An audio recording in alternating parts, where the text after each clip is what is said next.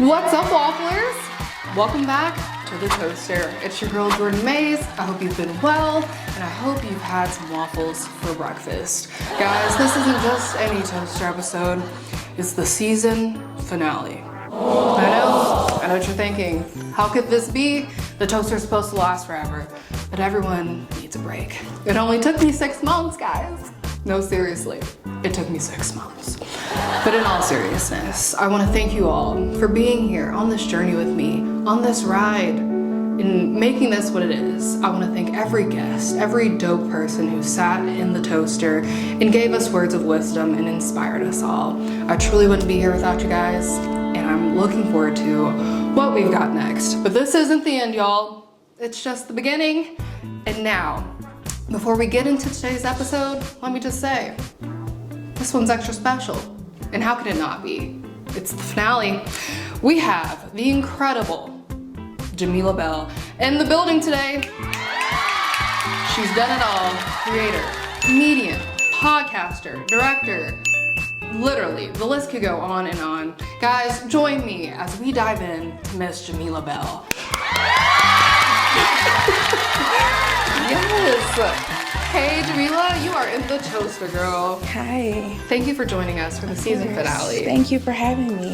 All right, guys, are you excited to get to know her as much as I am? Let's dive in.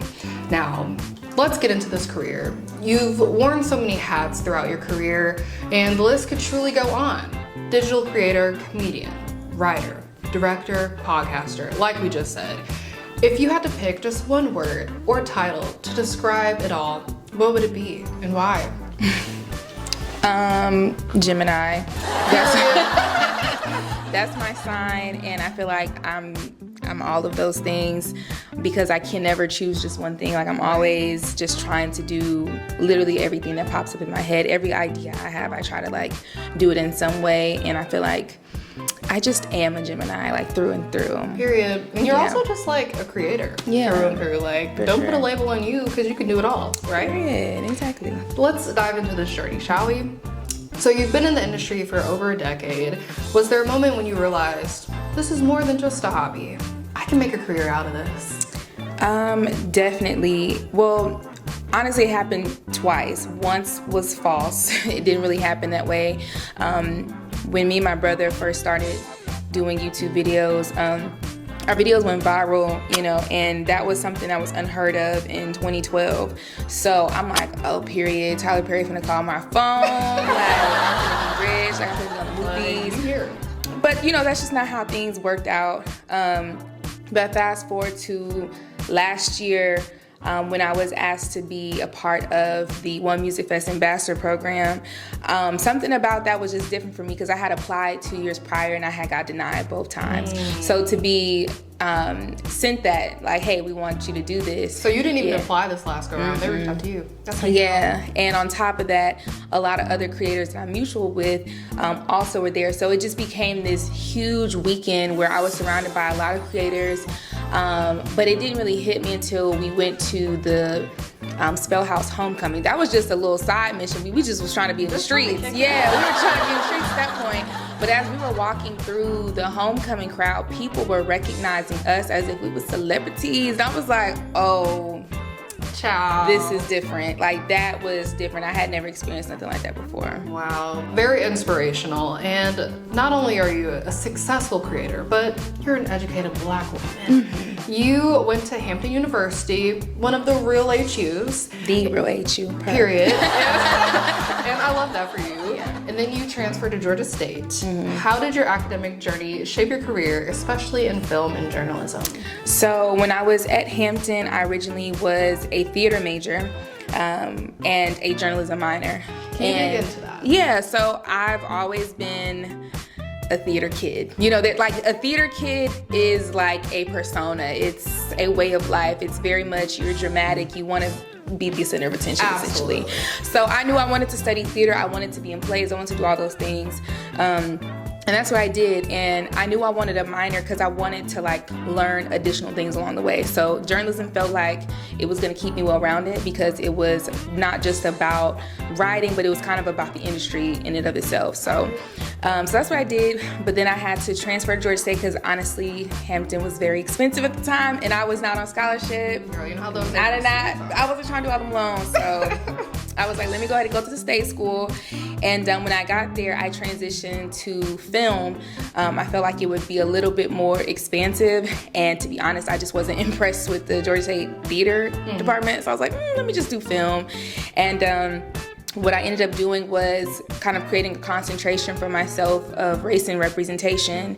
Nice. My goal has always been to like thoroughly represent everybody on screen. Growing up, I was immersed in Black film and media, and that really cultivated how I viewed myself. Right. And it wasn't until I got older that I realized that wasn't actually what was displayed to everyone. That was such a small surplus, but that's just what my parents exposed me to. So I wanted to kind of create media that everyone could feel the way that I felt growing up. I love that. This is off subject, but the video that stuck out to me was you redoing Tisha Campbell's I was still here. I was like, yeah, oh my God. Tisha Campbell is like literally one of my biggest inspirations ever. Maybe you give her flowers. I just love her so much. I feel like her comedic timing is so underrated, and I've been compared to her my entire life, just like visually, but also just the way that I act,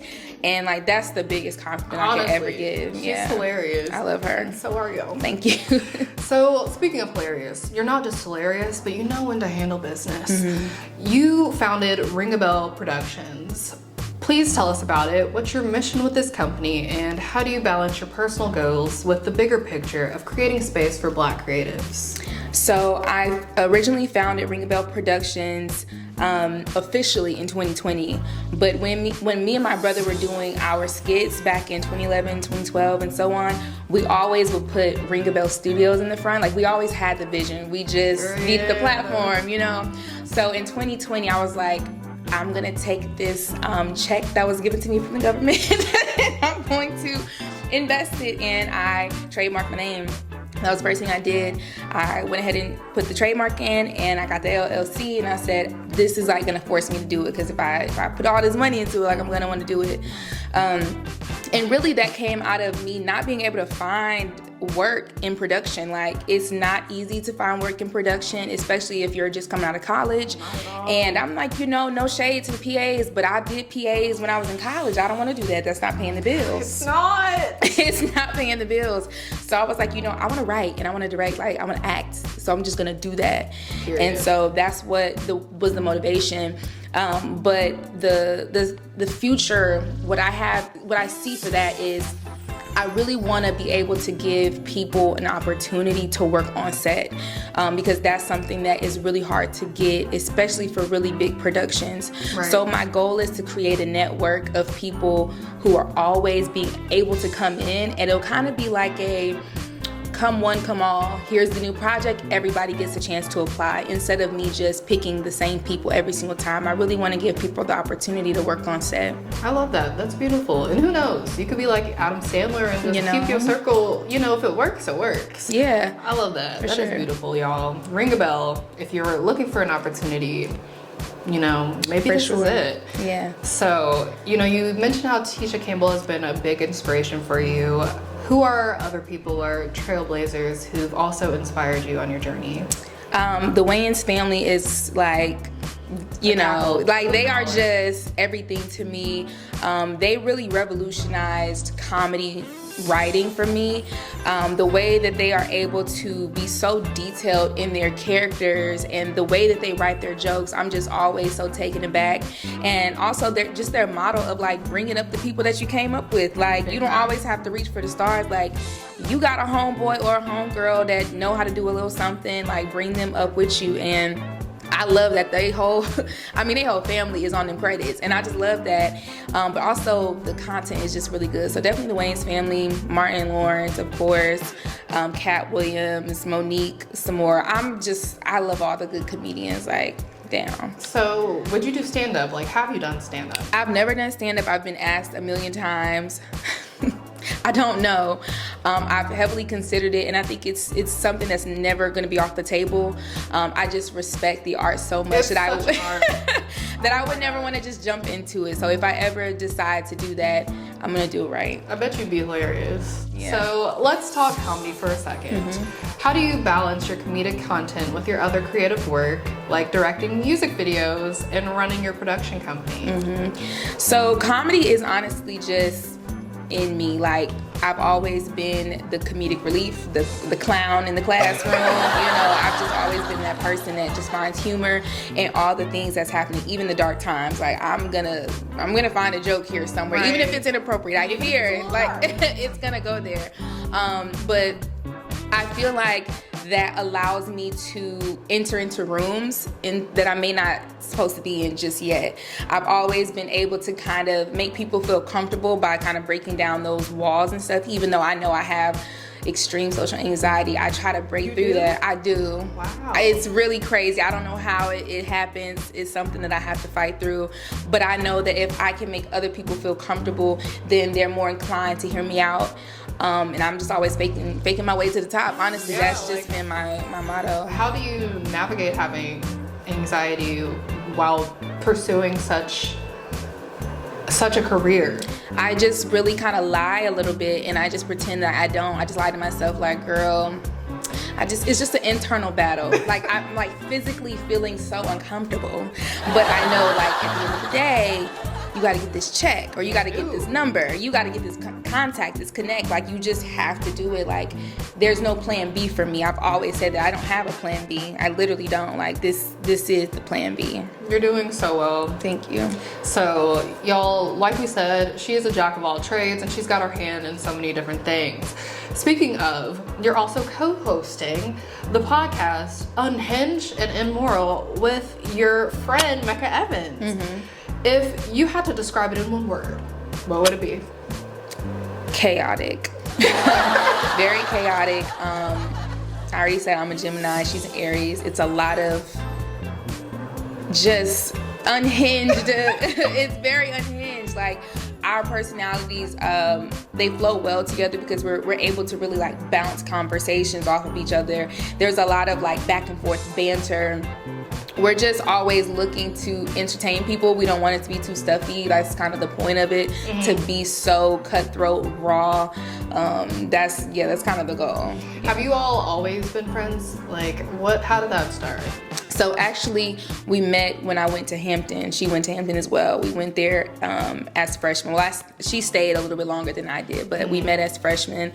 And actually, we met a little bit before we went to school, because this is like a super throwback. This is like really aging me. But before we went to college, there was GroupMe.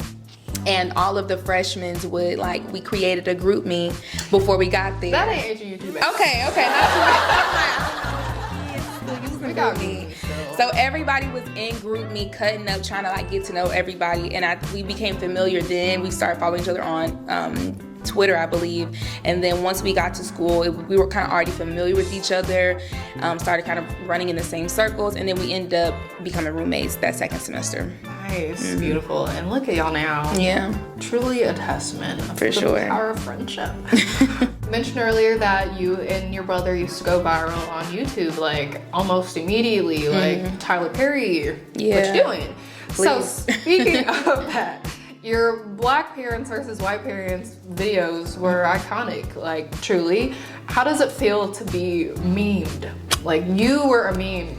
It's crazy because I didn't make it. Like, that's the craziest part to me. To this day, I have no idea who made it, when, or how. Like, that was such a, like, I was gagged because the video from that, or the gift from that video, the video actually dropped maybe 2012. I didn't see the meme until like 2015 or 16. I was in college. So I was like, now who saw this and made this? So at first, like, first time I saw it, I was like, okay, that was weird, but it was a one-off. It couldn't have been a couple of months later. It was everywhere on Twitter. Like, everybody was using it. It was just so a very common meme used. It's like, classic. You're in the meme history. Yeah, it's funny. It's funny because I look crazy, but and it's so old. Like, it comes from such an old video, but it's so like cool. Like, I love the internet because it's just so stupid. So stupid, bro. Like, yeah. And the meme is hilarious. Yeah. Okay, so y'all, we're at the point of the show where we're gonna switch things up a bit, and we're gonna play a game that I like to call rapid fire waffle questions. Okay. The rules are simple. I'll ask you a series of questions, and you've got to answer as quickly as possible. No thinking, just go with it. Okay. Okay? Oh Lord. You ready? They're just little funsies. Okay. Like, if you don't know this about her, you're gonna know now. Okay. All right. 1, 2, 3. What's your go-to breakfast when you're not eating waffles? Coffee. If you could instantly master any skill, what would it be?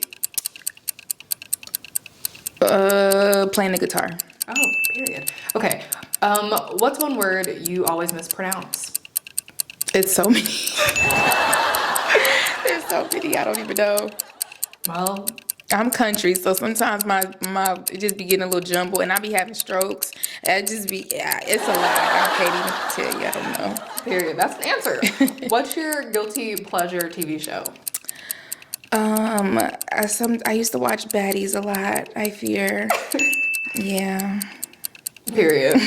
Okay, so what's the first thing you do when you wake up in the morning? Open TikTok. Yeah, well, I'm not gonna shame you. What's one thing on your bucket list that you still haven't done? Made a feature film. Period. Coffee or tea? Coffee. Same.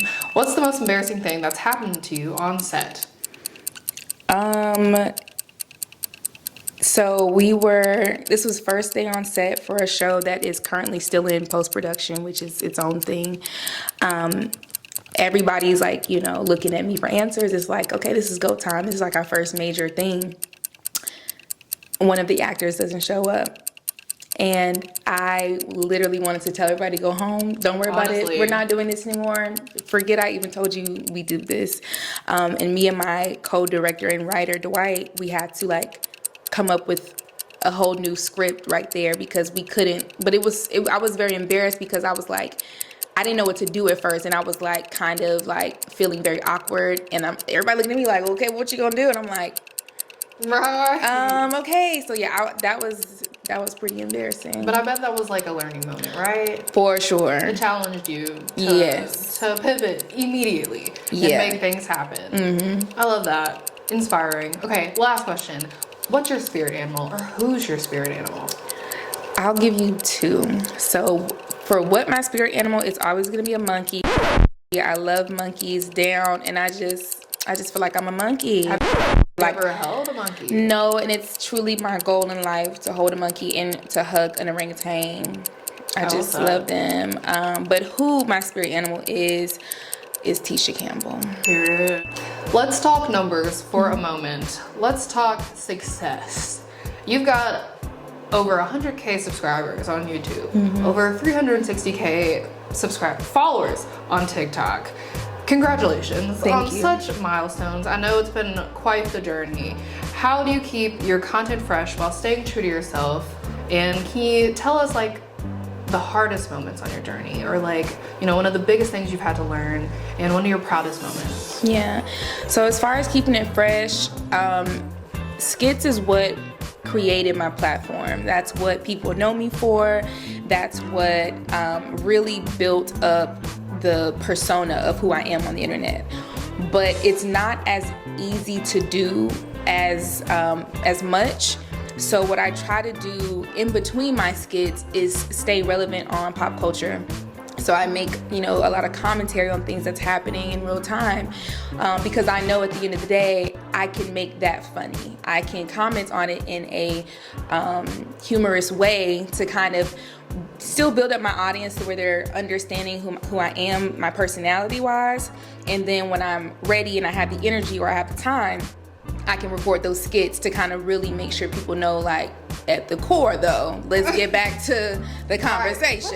Yeah. What's been the hardest part? Because sometimes we can get locked into the numbers. We can get locked into, yesterday I got 4,000 likes, but today I've got 10. What keeps you going? the end goal, like, I'm not there yet. I'm just not where I want to be yet. I'm appreciative of all the followers and all the likes and all those things. It's amazing. And every time I see that my platform grows, I'm like, wow, that's really great.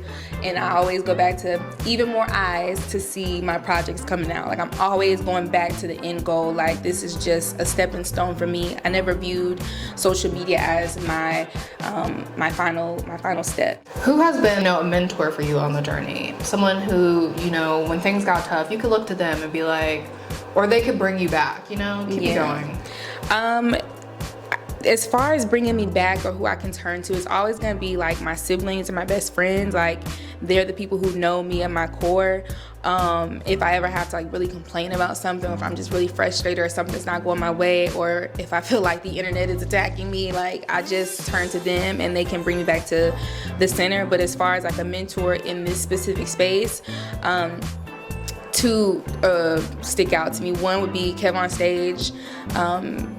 First of all, I was just immediately gagged when he started following me because I've been, a fan of his for so long. And, we've had conversations about just where I could go, and so I've been very appreciative of that. And someone new, which would be Lou Young, which is another comedian, which again, I've been a fan of forever.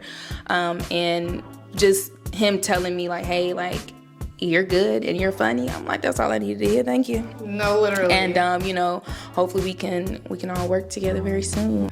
Okay, so outside of entertainment, you are a mother and you're a doula, which is so cool.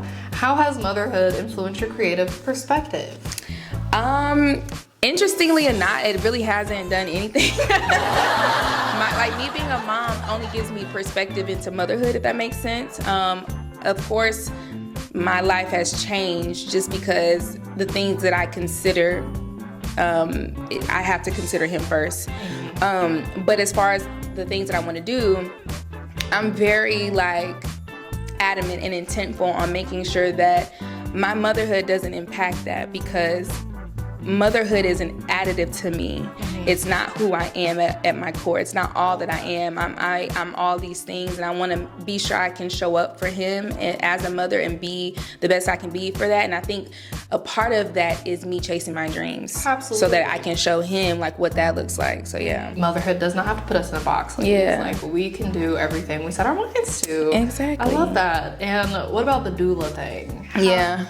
Dive in. It's always such a random fact. I just feel like I have so many lives that I've lived, but being a doula is really important for me as far as community work. Being a Black woman in health, you see some things that you may not like. And when I was pregnant and my delivery and seeing things that I'm like, that was wrong in some way, but I don't know just how or why yet. I did a lot of research into being a doula and what doulas do in birth work space, and it was something that really intrigued me because I really want to make a difference in maternal mortality, specifically Black maternal mortality. When Black women are 3 to 5 times more likely to die in child labor, and it's not because we're just predispositioned for death. You would think that since it's 2025, that wouldn't be a thing. Yeah, and so I have started to, I started doing my research into that, and I became a doula because I know just how important advocacy is, and just learning all the things about labor and delivery, specifically within the hospital space. And even though now I'm no longer practicing full time because my career has taken off in a way that kind of was unexpected at this point, I'm still doing that work on the back end. I just launched some research that I'm conducting right now about inductions. So I pulled 2 other doulas in with me, and all of my old clients, as well as some from the internet, so that I can hopefully start to do more research on that and hopefully publish it at the top of next year. Wow, that is beautiful. Thank you. And impactful and wise, just everything. So speaking of all of these things, literally, how do you juggle it all? You've got all of these side quests while chasing your dreams and keeping your career on track. What does a day in the life of you look like? Well, first off, I needed a team, and that was like one of the things that I knew I needed. I probably needed a team a long time ago, but I wasn't at the space where it made sense yet, financially and just otherwise. So now that I have a team, that immediately takes a huge burden off of me. A typical day, it depends on the day. Some days I just am editing videos. Some days I am on meetings back to back to back to back. Some days I'm doing all content. Some days I'm just chilling at the house with my son. You know, like, it really depends on what my schedule looks like. My schedule is the most chaotic thing, honestly, at this point. Like, it's constantly changing. I'll be out of town next week. Like, it's just so fluctuating at this point. It's kind of one of those things where I am surviving off of a calendar. Oh my God. Yeah, it's crazy. You prioritize breaks, you know? Probably not as much as I need to. Everything has been picking up so fast within the last few months. So it's one of those things where I'm like, I'm not breaking right now. Like, no, I'm about to work. I'm on my work journey right now. Like, my birthday's coming up, so maybe I'll take a weekend off. Like, I don't know. But as of right now, I'm just like, I'm enjoying working. Hard. Yeah. So, guys, we're almost to the end of the episode. I know, you wanted so much more. We've got just a little bit left for you. Let's wrap things up with some fun questions. Okay. If you weren't doing what you do now, what would you be doing? I would be a doctor. Nice. A plastic surgeon specifically. That was my first major before I was a theater. Before I got some sense knocked into me the first week. Yeah. That's crazy. Those are like two opposite things. I love that though. So, another one. If you could collaborate with anyone, living or dead, on anything, on a project, who would it be? Michael Jackson all day long. That is my number one person. He is one of the biggest inspirations to creativity for me. I mean, obviously he's the biggest inspiration to pop culture. I can really go on. Like, I love him down. If I had the chance to just meet him, like, for sure. What would the project be? If you a music video. That would be fire. Would y'all both do the little lean thing? We would battle. Y'all would we would do all the things. Listen, we would do everything possible. Are you excited for the new movie? I am so excited. I heard that they're extending it. I'm just like, please, you could give me every second of footage and I'm gonna watch it. It's very exciting because this is like really the first biopic of him alone that's being authorized by the family and the estate. So I'm trusting that it's gonna be really good. This has to be better than the Flex one. Girl, which was just a disappointment, disgrace. A moment. I still can't believe that was greenlit, to be honest. It's like, we need to sit and look at Flex. Yeah, what was going on? You needed that check, huh? I know. They all needed something. Yeah. But I love that. That's a great answer. Okay, so before we wrap again, out of everything you've done, what's been your favorite moment? My favorite moment? Ooh, that's kind of hard. I've had so many favorites. Probably one of my favorites would be going backstage to Kim on Stage show recently, and him telling me, like, we are going to work together.